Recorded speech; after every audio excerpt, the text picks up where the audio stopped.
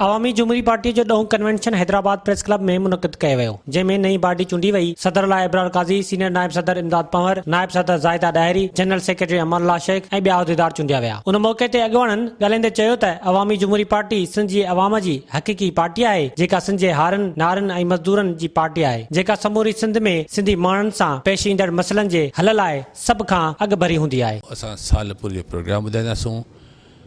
सूरत हाल ते सिंध जे सूरत हाल ते ॻाल्हाए वेंदो, उनजा कहिड़ा हल था ॻोल्हे सघूं, उन ते ॻाल्हि ॿोल थींदी।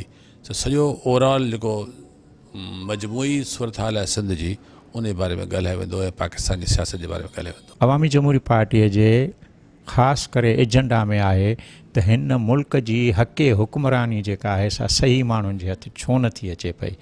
मसलन बेटनि जा मसइला आहिनि, 18वीं तरमीम ते यलगार आहे, नेशनल फाइनेंस कमीशन एवॉर्ड आहे, इहे सभई शयूं जेके आहिनि इशूज़ आहिनि। पर इशूज़ सां गॾोगॾु असांखे एजेंडा ठाहिणी आहे। असां सम्झूं था त जेसिताईं हिन सिंध ऐं हिन मुल्क जी हक़े हाकमियत जेका आहे आम माण्हुनि जे हवाले नथी थिए, लोअर मिडिल क्लास जे हवाले नथी थिए, तेसिताईं सिंध में हिन मुल्क में का बि रदो बदल न थींदी।